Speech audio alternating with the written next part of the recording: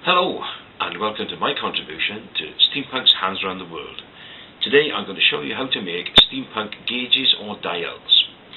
So to start with, what we need is a base to work from. So what I'm going to use are these. These are children's toys. They're the ones with the little balls in that you move around, try and get into a little indent in a piece of card inside. They're fantastic. They come in multi-packs that are as cheap as anything. So, to start with, you need to get that plastic face off. They're not glued in, so all you need is a scalpel or a craft knife. Take it into the edge and just slowly and carefully work it out. There we go, done. You put that to the one side because you're going to need it later on for a few things. You've then got the plastic base with the card interior. Some people take the card interior out, some people leave it in. Doesn't make much difference. You're going to spray that a metallic colour or a colour that you want. Before you do, you need to prep the plastic. It's shiny. Anything you spray on there or paint on will flake off unless you prep it.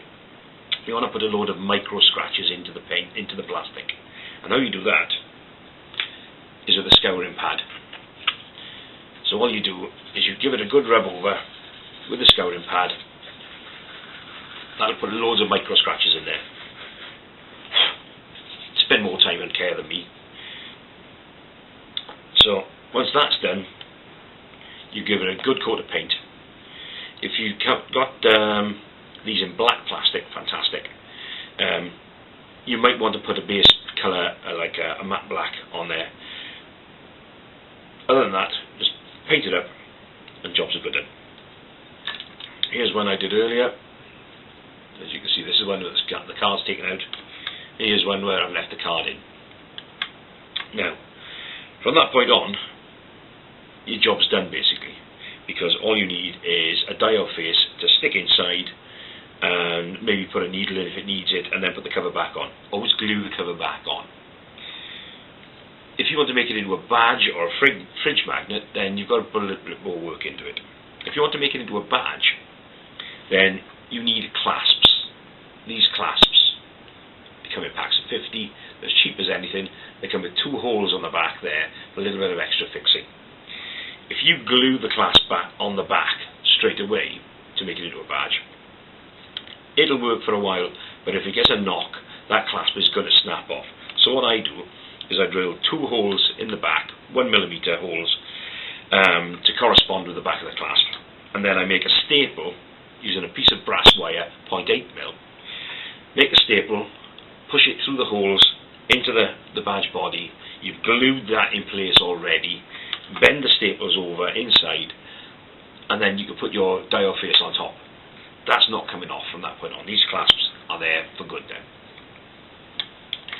So the next thing you want is a dial face. If you Google dial faces, gauge faces, pressure gauge faces, steam gauge faces, steampunk gauge face, dial face, you are going to find hundreds, if not thousands of images. Cut them, paste them, put them onto a document, print the document off, and then you can cut those dial faces to size. Here's some I did earlier.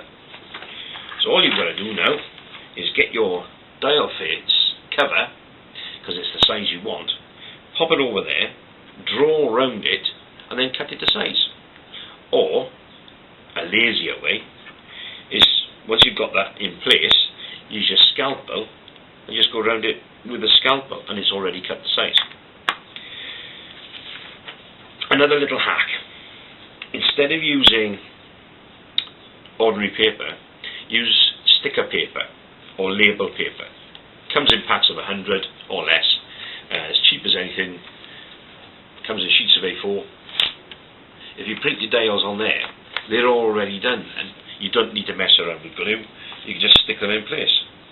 Here's one already done, printed and ready to stick it. Yeah. So you've got your dial, you've got your dial face, you've stuck it in place. What do you want to do then? Well, if the dials come with a needle already printed on the paper, you might be more than happy with that. You might want to make it look a little bit better. So you want to put a needle inside it. what are you going to use? Cocktail sticks or toothpicks. Get a permanent marker, just colour it in, colour that in with a permanent marker, gold, red or black works best. And then cut it to size and stick it in with a little bit of glue. You can also use these things. These are flossing tools. I've seen them labelled as flossing harps or tooth harps or mouth harps. The end there, colour it in, cut it to size and stick it in. Once you've done that, a nice finishing touch is to cover the end of the needle that's in the centre of the dial with something that's going to look as if it's a screw or something that keeps it in place. So what I do is I use a hole punch, get some black card, black paper, or silver foil, silver paper, cut it to size, open it up, and put that circle over the centre of the dial and stick it in, no problem at all. Then it's time to put your cover back on. Put a little bit of glue around the edge, pop it in, squeeze it in place, job's done. Now, a couple of other little hacks. If you're using glue, one of the things I find for ease on a workshop or a work surface is to stick it into an old 35mm film canister. Yeah, so you only got a little bit of glue and you can work with that no problems at all. If you've got a toothpick or cocktail sticks, use that to put your glue on.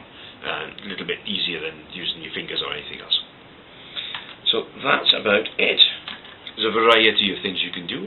Once you've got the knowledge of how to make your steampunk gauge or dial using the dial face and using needles, you can do it for all kinds of things.